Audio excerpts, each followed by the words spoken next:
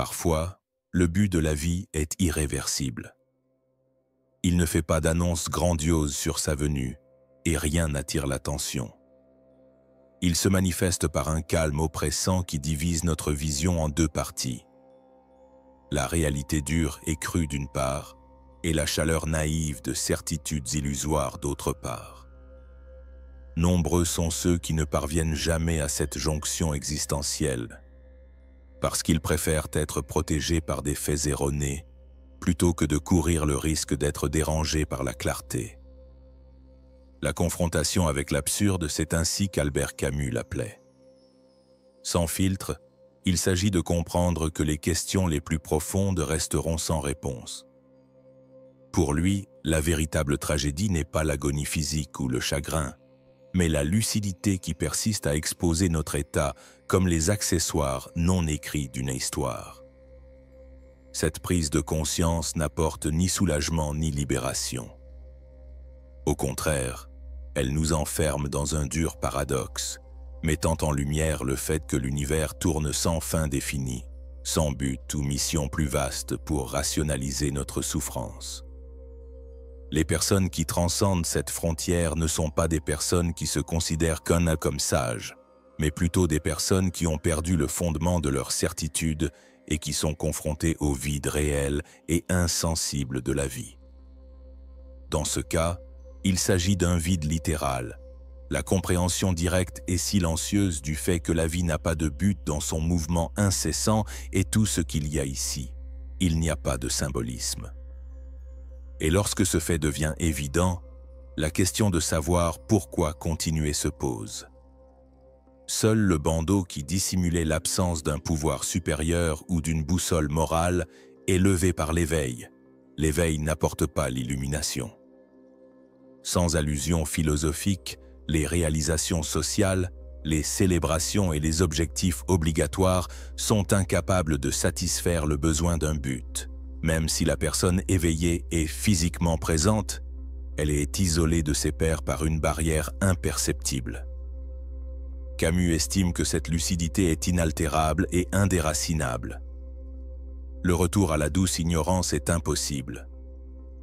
Ne pouvant plus se fier aux faux réconforts offerts aux dormeurs, les éveillés restent les seuls témoins de l'inutilité du spectacle humain. Silencieux et sans issue, cette dure et ultime prise de conscience devient sa prison éternelle.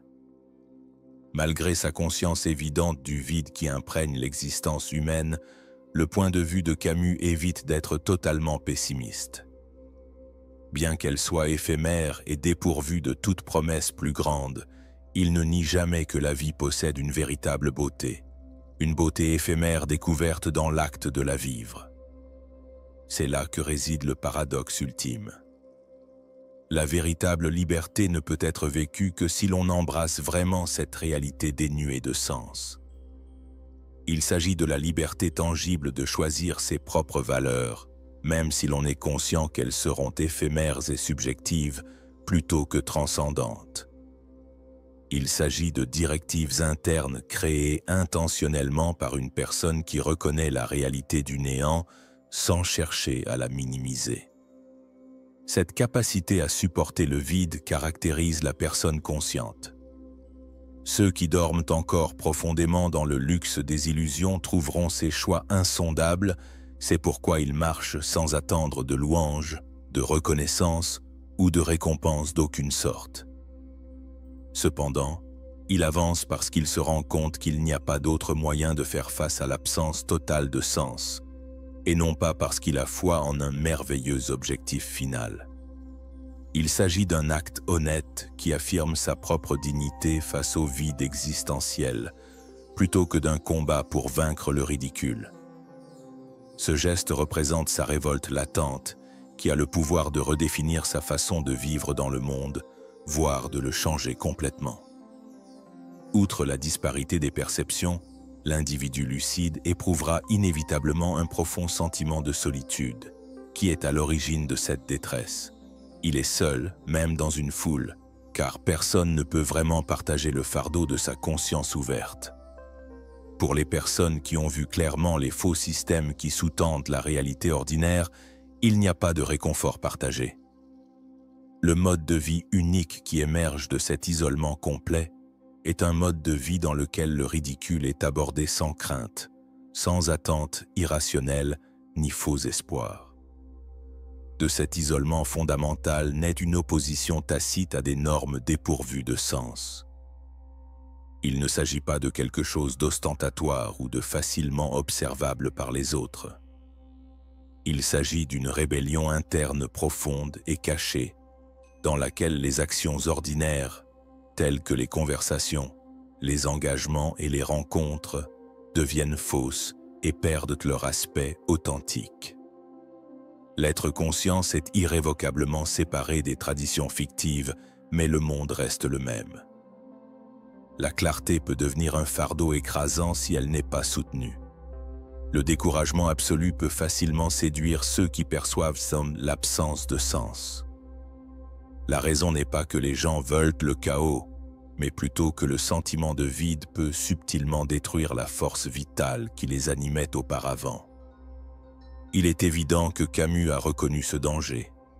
Une suggestion pernicieuse suggère que l'abandon serait un choix noble face au néant. Pourtant, ce raisonnement nuancé cache une tromperie bien plus néfaste que les illusions collectives. Le cynisme et l'apathie ne sont pas les véritables résultats de la lucidité, mais les symptômes de la capitulation. Des masques intelligents où l'inaction peut passer pour de la sagesse. Camus, lui, s'oppose fermement à ce piège. Pour lui, le véritable éveil produit un nouveau dévouement à la vie elle-même plutôt qu'un dédain existentiel. L'éveil ne se produit pas parce qu'il pense qu'il y a un but supérieur, mais seulement parce qu'il prend la décision consciente de continuer. Il se rend compte tout de suite qu'un tel état d'esprit ne changera pas la trajectoire insensible de l'univers. Il s'agit d'un soulèvement secret qui n'est jamais empreint de ressentiment. Le refus pacifique de céder au découragement est ce qu'il est. Ce n'est ni un acte d'espoir, ni un rejet de l'agonie qui vient avec le réveil dans un monde qui est encore pris dans des illusions. Il s'agit au contraire d'un acte de grand courage qui consiste à rester intègre sur ce chemin incertain, tout en reconnaissant qu'il n'y a pas d'assurance. Ce refus obstiné cherche à recréer la manière dont nous suivons ce chemin plutôt qu'à modifier la structure de notre existence. La force de la personne éveillée ne réside pas dans une foi aveugle ou dans l'espoir d'un avenir radieux, mais plutôt dans la volonté obstinée de résister à la tentation d'abandonner sous prétexte d'illumination. C'est ainsi que naît, sans besoin d'éloge ou de récompense, une éthique actuelle qui valorise l'acte direct, moral et honnête de vivre pleinement face à l'incompréhensible. Cette pureté n'est ni naïve ni festive. C'est une intégrité caractérisée par le ressentiment, fondée sur la reconnaissance ouverte de la fragilité, de la solitude et de la finitude de l'être humain. Elle se manifeste par des actions subtiles et de petites déclarations de résistance quotidienne, plutôt que par des gestes héroïques ou de grandes réalisations. Cette façon de vivre n'a pas besoin de reconnaissance publique. Le combat des lucides est silencieux, intérieur et à l'abri des louanges d'autrui. À ce moment-là, l'absurdité cesse d'être une punition inutile et devient le point de départ solide de leur véritable existence. L'individu conscient ne se considère pas comme un sauveur qui libère l'humanité distraite ou comme un martyr qui offre une illumination finale. Malgré sa conscience évidente que l'univers n'a pas de but apparent, il choisit de créer de la beauté, de répandre l'amour et de créer des liens humains, tout cela en sachant que ce sera éphémère. Il est précieux parce qu'il rejette fermement l'évidence de l'absence de sens, plutôt que parce qu'il a une certitude absolue. Ni les drapeaux ni les monuments ne témoignent de sa magnificence. Face à une vie que la plupart des gens perçoivent comme une simple mise en scène sans intrigue claire, elle est discrète et n'apparaît que dans la posture privée et respectable. L'arrogance et le jugement à l'égard des individus qui restent enfermés dans l'illusion douillette du sommeil existentiel sont absents de ce mode de vie. Ce n'est pas par charité ou par déférence, mais plutôt par une profonde prise de conscience que, pour beaucoup, le sommeil peut être la seule option acceptable pour faire face à la réalité. La sincérité de votre regard et la cohérence de vos actes sont les seules choses qui peuvent vous guider pour définir votre propre morale et choisir votre propre voie. Ce type de liberté est totalement différent de la liberté offerte par les normes sociétales. Elle provient d'un pouvoir existentiel inné que personne ne peut enlever ou attribuer, et non de lois établies par d'autres. En adoptant cette position, la personne éveillée renonce à l'espoir d'une approbation extérieure ou à la révélation d'un but de vie clair. Consciente de la fragilité du chemin, de son caractère éphémère et de sa vulnérabilité permanente au hasard, elle le prend en charge en toute connaissance de cause. Le processus de création prend une importance cruciale dans ce territoire inexploré. Malgré l'absence totale de sens, la création est une véritable affirmation plutôt qu'un moyen d'évasion. Créer des liens humains, de l'art ou des expériences est un hommage respectueux au présent et une méthode claire et sincère pour vivre la vie sans faire de fausses promesses. Ce n'est pas une tentative d'éviter la mort. Face à l'absurde, toute création, aussi modeste soit-elle, est un acte de vraie liberté. La présence distincte du lucide à l'intérieur de l'univers indifférent est définie par cet acte, malgré son incapacité à le changer. Bien que l'agonie soit inévitable, elle est relativisée. Le ridicule devient le compagnon inévitable d'une danse consciente, complète et réelle, parce qu'on apprend à vivre avec le vide plutôt que de l'affronter futilement. Lorsqu'elle est vécue intentionnellement, la vie n'a pas besoin d'être alimentée par un optimisme illusoire ou entachée d'un pessimisme lassant.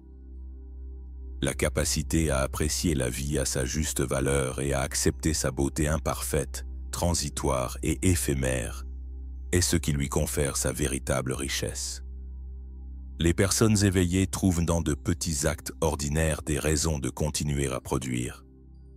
Il a humblement appris à profiter de chaque instant du jeu de la vie, même s'il ne souhaite pas modifier le paysage ou le destin. Cette attitude exige une attention constante, sans pour autant nécessiter d'actions héroïques ou dramatiques.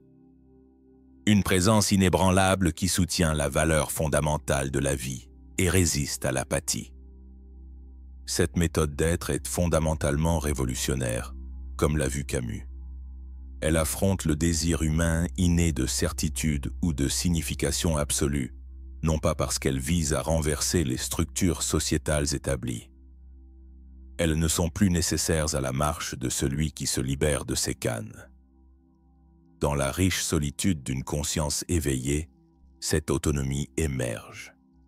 L'individu conscient découvre une coopération tacite avec ceux qui ont pris la même décision de vivre en vérité qu'eux-mêmes au milieu du calme de ce désert intérieur. Il n'y a pas de communauté formelle ni de fraternité explicite.